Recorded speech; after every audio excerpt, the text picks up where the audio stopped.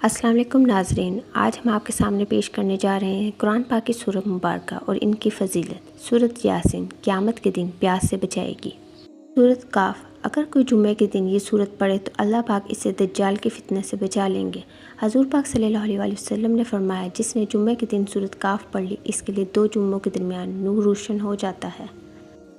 سورۃ دخان، اگر کوئی جمعے کے دن یہ سورہ مبارکہ پڑھے تو اللہ پاک اس کے لیے جنت میں ایک گھر بنائیں گے۔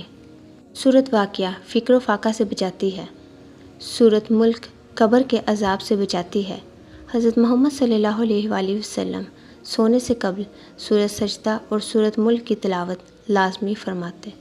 سورۃ رحمان، اس سورت کو سننے اور پڑھنے کی بہت زیادہ فضیلت ہے، اس میں ہر بیماری کی شفا اللہ پاک نے رکھی ہے۔ سورۃ مزمل، زیارت نبی پاک صلی اللہ علیہ وسلم کے لیے ہے۔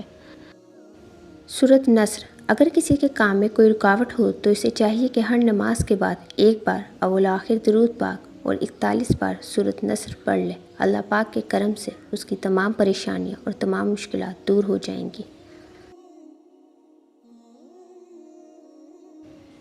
سورۃ فاتحہ، یہ سورہ مبارکہ اللہ پاک کے غضب سے بچاتی ہے۔ سورۃ قریش، اول آخر 3 بار درود پاک، اس کے بعد 41 بار سورۃ قریش پڑھ کر جو مصیبت ہو اس کے لیے دعا مانگے، اللہ کے کرم سے دور ہو جائے گی۔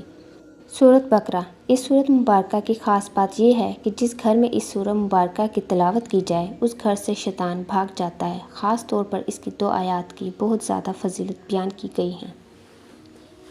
سورۃ قدر، اس سورۃ مبارکہ کی کثرت سے تلاوت کرنے سے رزق میں برکت ہوتی ہے۔ سورۃ قدر میں اللہ پاک نے فرمایا کہ شب قدر میں ہم نے قرآن پاک اتارا اور یہ رات 1000 مہینوں سے بہتر ہے۔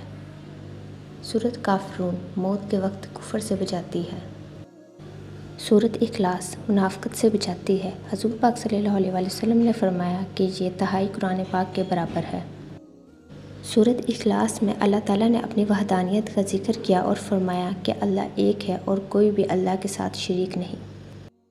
سورہ ناس، وسوسوں سے بچاتی ہے۔ اللہ پاک نے اس سورہ مبارک میں شیطان کی شر سے پناہ مانگنے کا ذکر کیا ہے۔ سورہ فلق، حادثوں سے بچاتی ہے۔ سورۃ فلق میں اللہ تعالیٰ نے حسد کرنے والوں کی شر سے جب وہ حسد کریں پناہ مانگنے کا حکم دیا ہے۔ سورۃ کوثر، دشمنوں کی دشمنی سے بچاتی ہے۔